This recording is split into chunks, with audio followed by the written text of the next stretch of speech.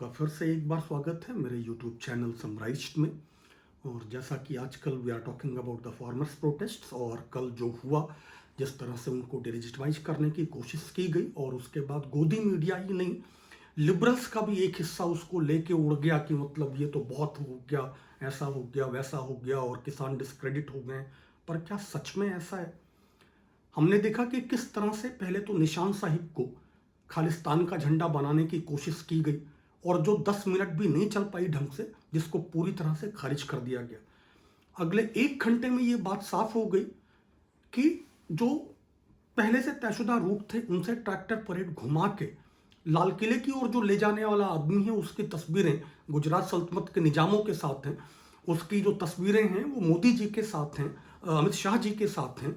वो खुद भाजपा सांसद सनी देओल का चुनाव एजेंट रहा है। भाजपा सांसद सनी देओल अब बोल रहे हैं कि रिश्ते तोड़ लिए हैं, लेकिन वो उनका चुनाव एजेंट ही नहीं रहा है। उन्होंने अपने पुराने वीडियोस में उसको छोटे भाई जैसा बताया है। उसकी तस्वीरें धर्मेंद्र जी के साथ हैं, जो भाजपा के पूर्व सांसद हैं।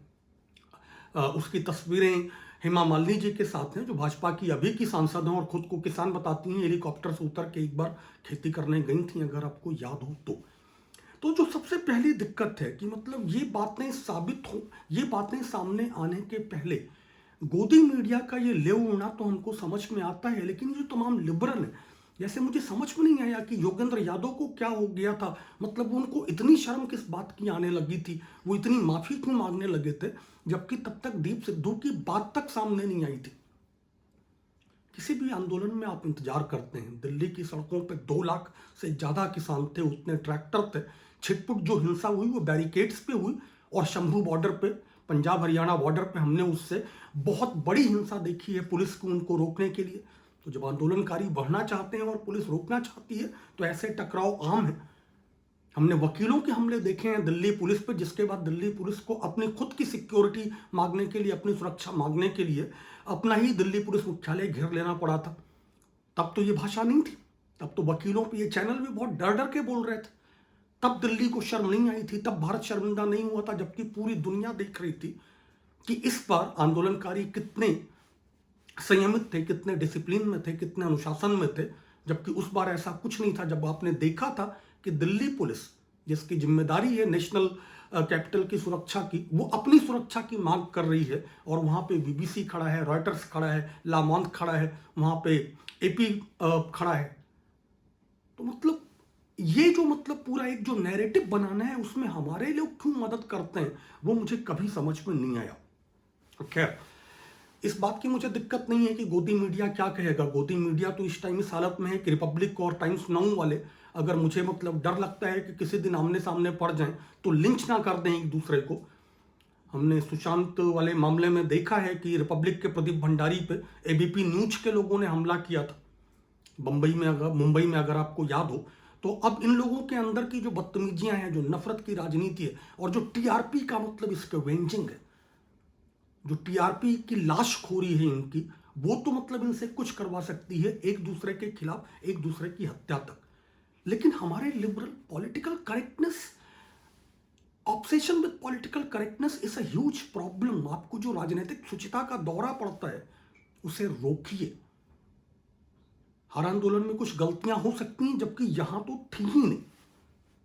तो मुझे लगता है कि मतलब आप अगर कल एनडीटीवी की रिपोर्टिंग देखें, जिसको मतलब 9 बजे रात के बाद वो रेवोल्यूशनरी क्रांतिकारी चैनल होता है, लेकिन कल अगर आप उसकी जुबान देखें, कल की आप उसकी, और बहुत लोगों ने इस बात को नोट किया, बहुत लोगों ने इस बात को दर्ज किया।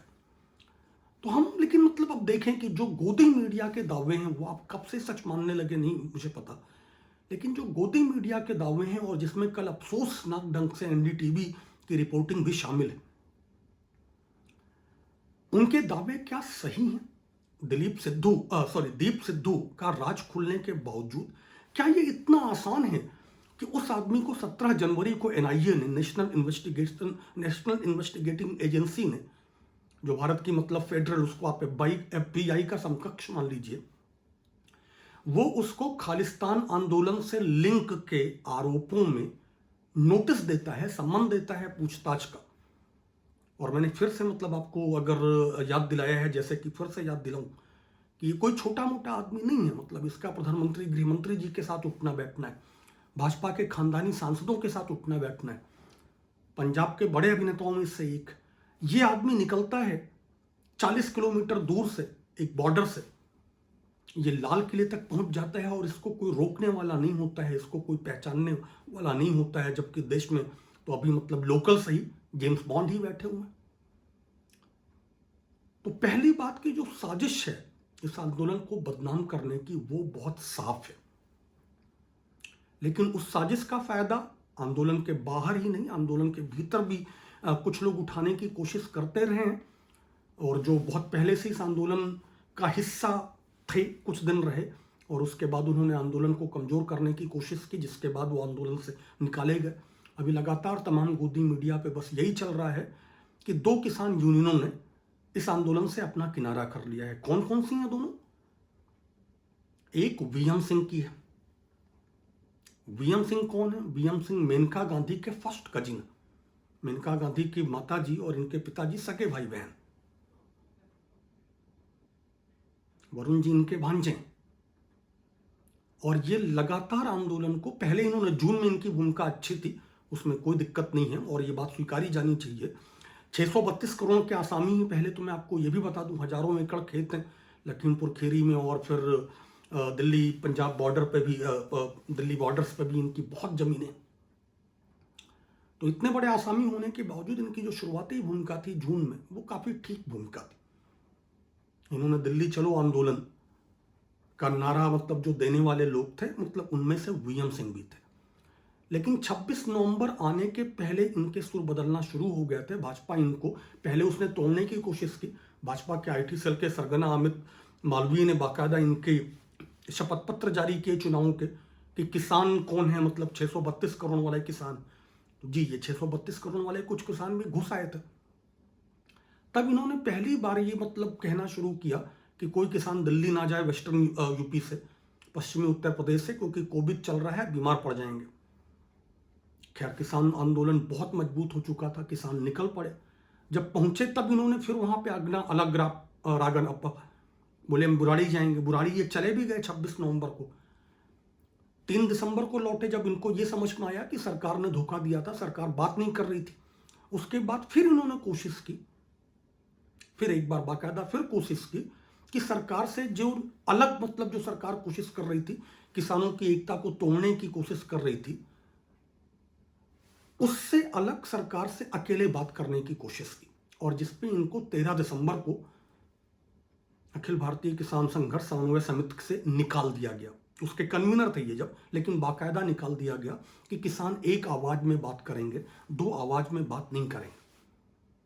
उसके बावजूद मतलब ये 3 दिसंबर को बुराड़ी कैंप से गाजीपुर लौटे थे, लेकिन उसके बावजूद ये मतलब गाजीपुर में कल तक जमा रहे, मौका ही ढूंढ रहे थे।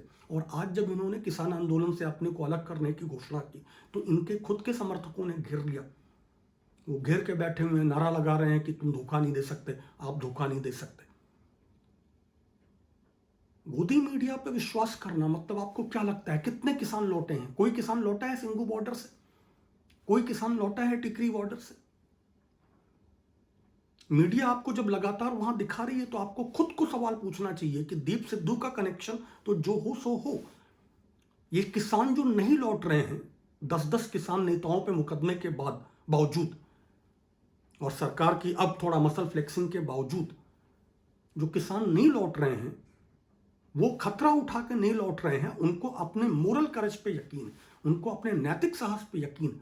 200 किसान गिरफ्तार किए जा चुके हैं, उसमें से कुछ अराजक तत्व भी होंगे। कमाल ये है कि वीडियो करने वाला, फेसबुक लाइव करने वाला देखा गया, दीप सिद्धू नहीं गिरफ्तार किया गया। तो ये सारी चीजें जनता को दिख रही हैं, ये सारी बातें लोग समझ रहे हैं। मुझे हमेशा ऐसी स्थितियों में शैलेश मटियानी याद आते हैं। उनका एक उपन्यास है छोटे छोटे पक्षी, उसमें उन्होंने कहा था कि हम अक्सर हारते नहीं, हम हार मान लेते हैं, और जब हम हार मान लेते हैं तब हम धीरे धीरे हार जाते हैं। हार नहीं माननी है। नैतिक बल के साथ, अनुशासन के साथ, शांति के साथ, लोकतांत्रिक ढंग से आंदोलन को जारी रखना है। और इस जारी रखने के लिए बहुत जरूरी है कि आप ये गोदी मीडिया देखना बंद करिए।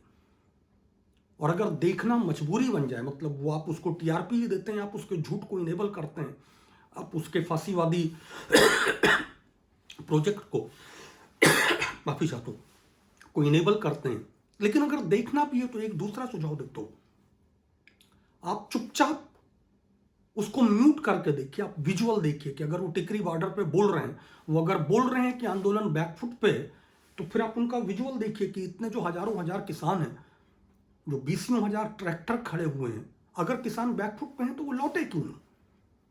तो खुद से समझिए। बहुत सारे पोर्टल्स हैं, बहुत सारे मीडिया ईमानदार पत्रकार हैं, कुछ नहीं भी हैं मेरा एक अनुभव अभी आपको याद होगा, लेकिन बहुत सारे ईमानदार निष्पक्ष पत्रकार हैं, बहुत सारे एक्टिविस्ट हैं जो रोज वहां जाते हैं, जो फेसबुक लाइव करते हैं, जो वीडियो बनाते हैं। अगर आप उनका तुरंत ना भी देख पाएं तो बाकी लोगों से देखें, उसको एम्पलीफाई करें, उसको अपने व्हाट्सएप समूहों में साझा करें, टेलीग्राम सिग्नल समूहों में साझा करें। गोदी मीडिया पर विश्वास करने से नहीं होगा। यह आंदोलन ना हारा है, ना झुका है, ना थका है। और रही बात इन मुकदमों की, तो छात्र आंदोलन जैसे आंदोलनों में रहे हम लोग 20वीं दर्जन मुकदमे लेके घूमते थे। ये तो किसान आंदोलनकारी हैं, इनको तो 50 लाख के मुचलके भरवा रही हैं भाजपा सरकारें। ये नहीं डरे हैं, ये नहीं डरेंगे।